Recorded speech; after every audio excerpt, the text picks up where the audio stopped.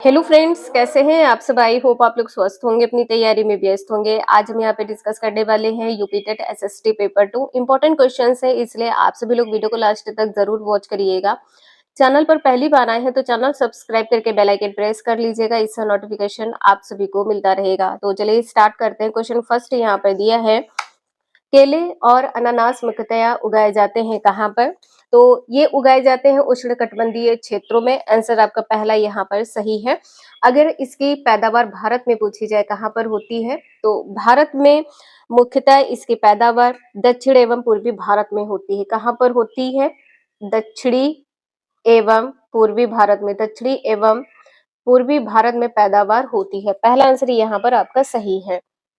इसके लिए पर्याप्त वर्षा की आवश्यकता होती है। किसके लिए? तो केले और अनानास के लिए वर्षा की आवश्यकता होती है। पर्याप्त वर्षा की आवश्यकता होती है। पहला आंसर सही है। क्वेश्चन नंबर नेक्स्ट है, निम्न में से किस समूह की भाषा को भारत में सबसे अधिक लोग बोलते हैं? सभी को पता है, भारतीय आर्य भाषा है। यहाँ पर आपका पहला आंसर सही हो जाएगा।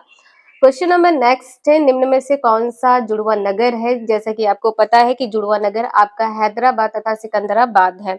आंसर आपका यहाँ पर डी सही है। हैदराबाद जो है आंध्र प्रदेश एवं तेलंगाना की संयुक्त राजधानी है। तो संयुक्त राजधानी किसकी है? जो हैदराबाद है ये किसकी संयुक्त राजधानी है? आंध्र प्रदेश एवं तेलंगाना की। आंध्र प्रदेश व तेलंगाना की। आंध्र प्रदेश व तेलंगाना की संयुक्त राजधानी कौन सी है? तो हैदराबाद है। जो सिकंदराबाद और हैदराबाद है ये दोनों कहाँ पर स्थित है? तो ये स्थित है तेलंगाना में। कहाँ पर स्थित है? तेलंगाना में स्थित है। डी आंसर सही है। क्वेश्चन नंबर नेक्स्ट है, सबसे अधिक मात्रा में केसर मिलता है कहाँ पर? आपको पता होगा ये केसर कहाँ पर सबसे अधिक मिलता है? जम्मू कश्मीर। आंसर आपका यहाँ पर बी सही हो जाएगा, जम्मू कश्मीर। और जो केसर के उत्पादन के लिए किसकी आवश्यकता होती है? केसर उत्पादन के लिए किसकी आवश्यकता होती है? तो निम्न तापमान की आवश्यकता होती है। निम्न तापमान की आवश्यकता होती है। बी आंसर यहाँ पर सही है। नेक्स्ट है, भारत के संविधान द्वारा कितनी भाषाएं स्वीकृत है? आप सभी को पता है कि 22 भाषाएं स्वीकृत है। सी आंसर यहाँ पर सही है। और इस अनुसूची में कौन सी अनुसूची है? तो यहाँ पर आप लोग याद रखिएगा, 8वीं अनुसूची में। अनुसूची कौन सी है? 8वीं अनुसूची में 22 भाषाओं को स्वीकृत मिली है। इस अनुसूची में आरंभ में कितनी भाषाएं थी? अगर आपसे आरंभ में पूछी जाए, पहले, आरंभ का मतलब क्या है? पहले कितनी भाषा थी? तो 14 भाषा थी। पहले भाषा कितनी थी? 14 भाषा थी। इसके बाद में 8वीं अनुसूची में 22 भाषाओं का उल्लेख किया गया है। सी आंसर सही है। नेक्स्ट है, असम के काजीरंगा नेशनल पार्क का आकर्षण कौन सा प्राणी है? आंसर आपका यहाँ पर पहला सही हो जाएगा। कौन है? गैंडा है। किसी क्वेश्चन में आपको कोई डाउट हो तो प्लीज आप लोग हमें क्वेश्चन नंबर जरूर मेंशन कर दीजिएगा। तो पहला आंसर यहाँ पर आपका सही है। क्वेश्चन नंबर नेक्स्ट है, वह स्थान जो किसी समय फ्रांसीसी उपनिवेश था अब अरविंद आश्रम की मंजिल है, कौन सा है? तो ये हो जाएगा पौंडचेरी। आंसर आपका यहाँ पर सी सही हो जाएगा। और इसकी स्थापना कब की गई है? इसकी स्थापना की गई है 1928 में। इसकी स्थापना 1928 में की गई है। जो अरविंद आश्रम है 1916 में इसको किस नाम से जाना जाता था? और विले आश्रम के नाम से जाना जाता था। और विले आश्रम के नाम से जाना जाता था। तो आंसर आपने देखा यहाँ पर सी सही है। नेक्स्ट है, बॉम्बे है संदर्भित है किससे? पहला आंसर यहाँ पर सही है, अपतट तेल क्षेत्र से। और ये कहाँ पर है? जैसे कि आपको पता है कि बॉम्बे कहाँ है, इसका नाम क्या है? महाराष्ट्र है। कहाँ पर है? महाराष्ट्र में है। तो पहला आंसर यहाँ पर आपका सही हो जाएगा। नेक्स्ट है, भारत का 26वां राज्य निम्न में से कौन सा है? 26वां राज्य कौन सा है? तो छत्तीसगढ़ है। 26वां राज्य कौन सा है? छत्तीसगढ़ है। और छत्तीसगढ़ की स्थापना कब हुई है? तो 1 नवंबर। इसकी स्थापना कब हुई है? तो 1 नवंबर 2000 को इसकी स्थापना हुई है। 1 नवंबर 2000 को इसकी स्थापना हुई है। उत्तराखंड की अगर हम बात करें तो ये 27वां राज्य है। और इसकी स्थापना कब हुई है? तो 9 नवंबर। इसकी स्थापना कब हुई है? तो 9 नवंबर 2000 को इसकी स्थापना हुई है। अगर आपसे झारखंड के बारे में पूछा जाए, झारखंड कौन सा राज्य है? तो 28वां राज्य है।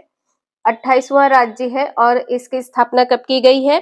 तो 15 नवंबर 2000 को। 15 नवंबर 2000 को इसकी स्थापना की गई है। इसके बाद में अगर हम बात करें यहाँ पर तेलंगाना की, तेलंगाना 29वां राज्य, कौन से नंबर का राज्य है? 29वां राज्य है। और इसको राज्य का दर्जा कब दिया गया है? तो 2 जून 2014 को, 2 जून 2014 को। तो ये सभी क्वेश्चन आपके एग्जाम के लिए इंपॉर्टेंट है, आप लोग कहीं पर भी नोट डाउन कर लीजिएगा। नेक्स्ट है, निम्न में से कौन सी नदी का उद्गम भारत में नहीं है? भारत में किसका उद्गम नहीं है? तो ब्रह्मपुत्र का उद्गम भारत में नहीं है। कहाँ पर है? तिब्बत में है। कहाँ पर है? तो तिब्बत में है, तिब्बत में है। और ये किस प्रांत में है? चीनी स्वायत्त प्रांत में है। कहाँ पर है? चीनी प्रांत में है। किस प्रांत में है? तो चीनी प्रांत में है। और ये स्थित कहाँ पर है? तो मानसरोवर झील में स्थित है। कहाँ पर स्थित है? मानसरोवर झील में, मानसरोवर झील में स्थित है, मानसरोवर झील में स्थित है। और जैसा कि आपको पता है कि बांग्लादेश में इस नदी को किस नाम से जाना जाता है? बांग्लादेश में, बांग्लादेश में किस नाम से जाना जाता है? वेरी मोस्ट इंपॉर्टेंट है। बांग्लादेश में यमुना के नाम से जाना जाता है। यमुना के नाम से ब्रह्मपुत्र नदी को जाना जाता है। और वहीं ब्रह्मपुत्र नदी को भारत में क्या कहा जाता है? ब्रह्मपुत्र, भारत में ब्रह्मपुत्र कहा जाता है। कुछ इंपॉर्टेंट पॉइंट है तो इन्हें आप लोग जरूर नोट कर लीजिएगा, आपके एग्जाम के लिए वेरी मोस्ट इंपॉर्टेंट है। नेक्स्ट है, महाभारत के लेखक कौन थे? सभी को पता है, वेद व्यास से। आंसर आपका यहाँ पर भी सही हो जाएगा। और महाभारत में कुल श्लोक कितने हैं? तो श्लोक हो जाएंगे 1,00,000। श्लोक की संख्या कितनी है? 1,00,000 श्लोक है, 1,00,000 श्लोक है। और यह विश्व का सबसे बड़ा ग्रंथ माना जाता है। जो महाभारत है विश्व का सबसे बड़ा ग्रंथ है। विश्व का सबसे बड़ा ग्रंथ, विश्व का सबसे बड़ा ग्रंथ क्या है? महाभारत है। और इसके रचयिता जैसे कि आपको पता है वेद व्यास है। और इसका प्रारंभिक नाम क्या है? महाभारत का अगर आपसे प्रारंभिक नाम पूछा जाए, महाभारत का प्रारंभिक नाम क्या है? तो जय संहिता है। प्रारंभिक नाम क्या है? जय संहिता है, जय संहिता। आंसर आपने यहाँ पर देखा है, बी सही है। क्वेश्चन नंबर नेक्स्ट है, लाल किले का निर्माण किसने कराया था? तो ये करवाया था शाहजहां ने। कहा किसने करवाया था? शाहजहां ने करवाया था। और जैसे कि आपको पता है कि जो लाल किला है कहाँ पर है? दिल्ली में। लाल किला कौन सा? दिल्ली का, दिल्ली का लाल किला। और इसका निर्माण किसने कराया? शाहजहां ने। और ये कौन थे? मुगल बादशाह थे। शाहजहां कौन थे? तो मुगल बादशाह थे, मुगल बादशाह। ये भी आपसे पूछा जा सकता है कि कौन से मुगल बादशाह ने लाल किले का निर्माण दिल्ली में करवाया था? तो शाहजहां ने करवाया था। कब करवाया था? 1648 में करवाया था, 1648 ईस्वी में करवाया था। और जो आगरा का लाल किला है ये आगरा में है। जैसे कि आपको पता है जो आगरा का लाल किला है ये आगरा में है। और आगरा का लाल किला, इसका निर्माण कब करवाया गया है? तो इसका निर्माण करवाया गया है 1573 ईस्वी में। किसके द्वारा करवाया गया है? तो अकबर के द्वारा करवाया गया है। किसके द्वारा? अकबर के द्वारा करवाया गया है। अगर आपको किसी भी क्वेश्चन में कोई डाउट है, किसी ईयर का डाउट है, तो प्लीज आप लोग हमें क्वेश्चन नंबर जरूर मेंशन कर दीजिएगा। आंसर आपका यहाँ पर डी सही है। नेक्स्ट है, भारत के प्रथम राष्ट्रपति कौन थे? तो यहाँ पर आपका पहला आंसर सही हो जाएगा, डॉक्टर राजेंद्र प्रसाद थे। और इनका जो कार्यकाल है कब से कब तक माना जाता है? तो 1950 से 1962 इनका कार्यकाल माना जाता है। और यह एक ऐसे राष्ट्रपति है, कौन? डॉक्टर राजेंद्र प्रसाद के। ये 2 बार राष्ट्रपति चुने गए हैं, 2 बार राष्ट्रपति चुने गए हैं, 2 बार राष्ट्रपति चुने गए हैं। और जैसा कि आपको पता है कि भारत के प्रथम उपराष्ट्रपति कौन है? भारत के प्रथम उपराष्ट्रपति हैं डॉक्टर एस राधाकृष्णन। भारत के प्रथम उपराष्ट्रपति, भारत के प्रथम उपराष्ट्रपति कौन है? राधाकृष्णन है। नेक्स्ट है, ताजमहल का निर्माण किसकी याद में करवाया गया था? आंसर यहाँ पर आपका कैसे ही हो जाएगा, मुमताज महल की याद में, मुमताज महल की याद में करवाया गया था। और इसका निर्माण कब करवाया गया है? 1653 ईस्वी में करवाया गया है। 1653 ईस्वी में कहाँ पर करवाया गया है? आगरा में। कहाँ पर करवाया गया है? तो आगरा में करवाया गया है। और जो ताजमहल है, इसका जो निर्माण किससे हुआ है, तो सफेद संगमरमर से हुआ है। निर्माण किससे हुआ है? सफेद संगमरमर से इसका निर्माण हुआ है। सफेद संगमरमर से इसका निर्माण हुआ है। शाहजहां की पत्नी कौन थी? मुमताज महल। शाहजहां की पत्नी मुमताज महल, तो ये आप लोग नोट कर लीजिएगा। शाहजहां की पत्नी मुमताज महल। शाहजहां की पत्नी कौन है? मुमताज महल। सी आंसर यहाँ पर आपका सही है। क्वेश्चन नंबर नेक्स्ट है, किस धर्म में तीर्थकर के पास 24 महान आचार्य थे? 24 महान आचार्य किसके पास थे? तो जैन धर्म के पास थे। और जैसा कि आपको पता है कि जैन धर्म के प्रथम तीर्थकर कौन थे? अगर इसमें आपसे पूछा जाए कि प्रथम कौन थे, तो प्रथम थे ऋषभदेव। प्रथम कौन थे? तो ऋषभदेव थे, ऋषभदेव। और जैसे कि आपको पता है कि 24वें कौन थे? 24वें महावीर स्वामी। 24वें तीर्थकर कौन थे? तो महावीर स्वामी। महावीर स्वामी 24वें तीर्थकर थे। तो सी आंसर यहाँ पर आपका सही हो जाएगा। नेक्स्ट है, भारत में प्रथम आणविक परीक्षण वर्ष 1974 ईस्वी में हुआ, इसे किस नाम से जाना जाता है? तो इसे जाना जाता है हंसते हुए बुद्ध के नाम से जाना जाता है। और जैसे कि आपको पता है कि लाफिंग बुद्धा इसको बोलते हैं। लाफिंग लाफिंग बुद्धा बोलते हैं। आंसर आपका यहाँ पर डी सही हो जाएगा। और सन तो आप लोगों ने देख लिया है 1974, सन भी जरूर याद रखिएगा। अगर आपसे स्थान पूछा जाए किस जगह पर किया गया था, तो पोखरण में किया गया था। कहाँ पर किया गया था? पोखरण में किया गया था। पोखरण में किया गया था। पोखरण कहाँ पर है? तो राजस्थान में है। कहाँ पर है? तो राजस्थान में है। तो डी आंसर यहाँ पर आपका सही हो जाएगा। क्वेश्चन नंबर नेक्स्ट है, शाकुंतलम लिखी थी, किसने लिखी थी? जो शाकुंतलम है ये लिखी है कालिदास ने। किसने लिखी है? कालिदास ने लिखी है। किस रस से संबंधित है? तो वियोग श्रृंगार रस शैली से संबंधित है। वियोग वियोग श्रृंगार रस से संबंधित है। वियोग श्रृंगार रस से संबंधित है। वियोग श्रृंगार रस से संबंधित है। और जो इस महाकाव्य का नायक है कौन था? अगर आपसे शाकुंतलम में नायक पूछा जाए, नायक कौन था? तो दुष्यंत था। नायक कौन था? दुष्यंत नायक था। और अगर आपसे नायिका पूछी जाए, नायिका कौन थी? तो नायिका यहाँ पर हो जाएगा, नायिका कौन थी? ऋषि कन्या। नायिका कौन थी? तो ऋषि कन्या नायिका थी। ऋषि कन्या नायिका थी। और इनका पूरा नाम क्या है? ऋषि कन्या शकुंतला। ऋषि कन्या शकुंतला नायिका थी। ऋषि कन्या शकुंतला। आंसर आपने यहाँ पर देखा है, पहला सही है। डिटेल में अगर आपको पढ़ना है तो प्रीवियस वीडियोस आप लोग देख लीजिएगा। एक एक क्वेश्चन को यहाँ पे डिटेल में करवाया गया है। ऐसा कोई क्वेश्चन नहीं है जो आपके एग्जाम में आपको देखने को ना मिले, इसलिए आप लोग प्लेलिस्ट पर जाकर सभी वीडियोस वॉच कर लीजिएगा। एक एक क्वेश्चन आपके एग्जाम के लिए इम्पोर्टेंट है। नेक्स्ट है, पानीपत की तीसरी लड़ाई में मराठों को पराजित किया था। किसने? मराठों को किसने पराजित किया था? तो अफगानों ने पराजित किया था। बी आंसर यहाँ पर सही है। और पानीपत की जो तीसरी लड़ाई है ये कब लड़ी गई थी? तो 14 जनवरी 1761 ईस्वी में लड़ी गई थी। कहाँ पर लड़ी गई थी? पानीपत में लड़ी गई थी। पानीपत यानी कि हरियाणा में। कहाँ पर? हरियाणा में ये लड़ाई हुई थी। ये लड़ाई किसके बीच में लड़ी गई थी? अफगान से कौन संबंधित था? अहमद शाह अब्दाली। अहमद शाह अब्दाली और मराठा के बीच में हुआ था। अब्दाली।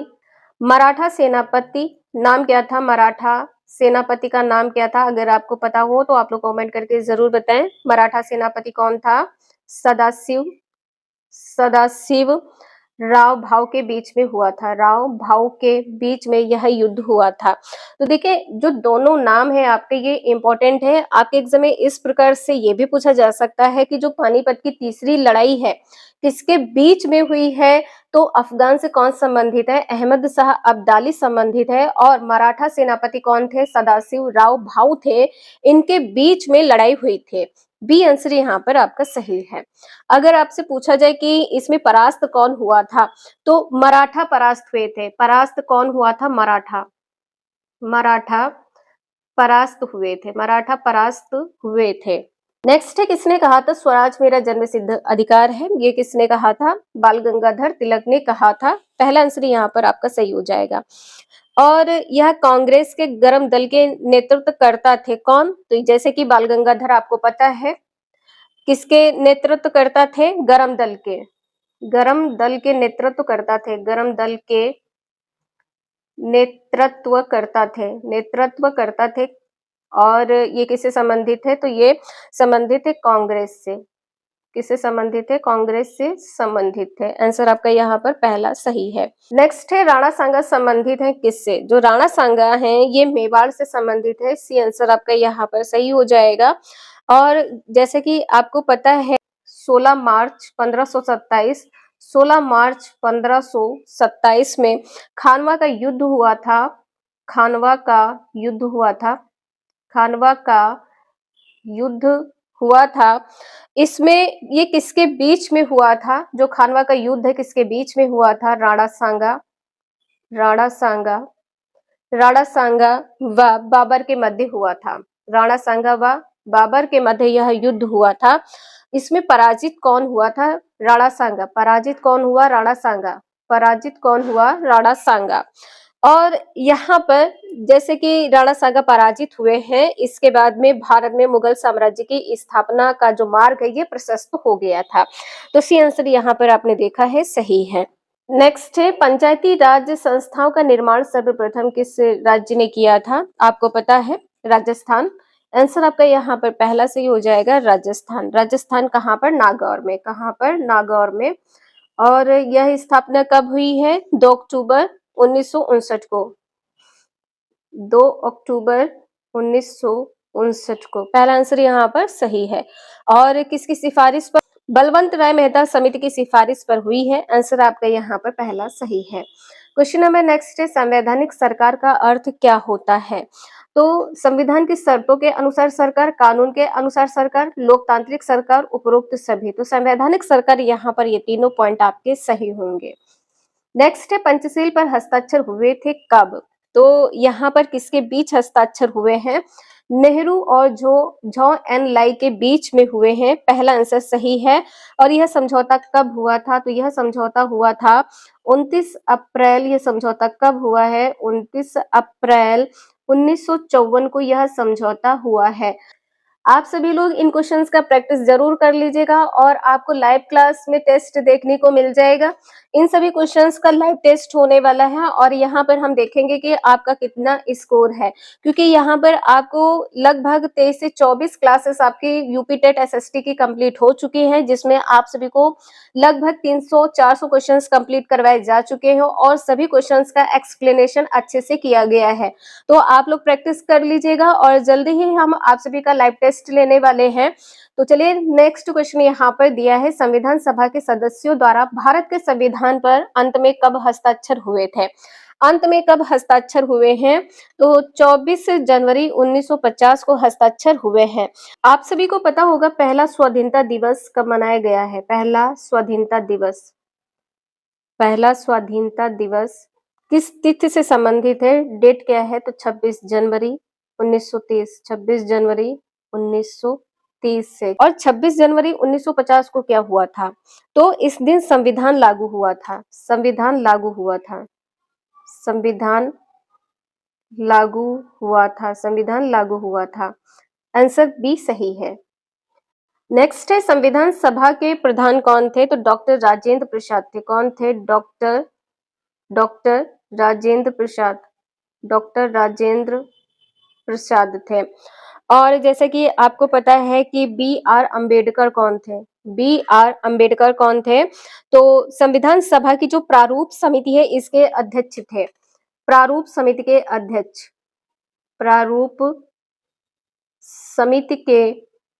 अध्यक्ष कौन थे? बी आर अम्बेडकर थे। बी एन राव कौन थे? बी एन राव संवैधानिक सलाहकार। बी एन राव कौन थे? संवैधानिक